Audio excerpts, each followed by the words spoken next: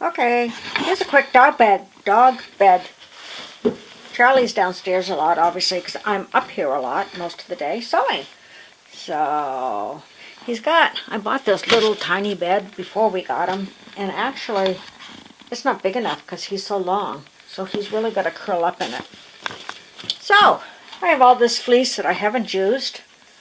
So here's a little bed, and he can actually use the rest of this for a blanket.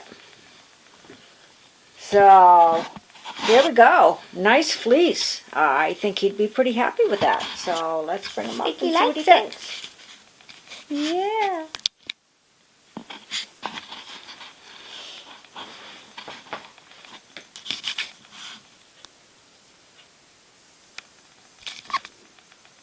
He's smelling it out.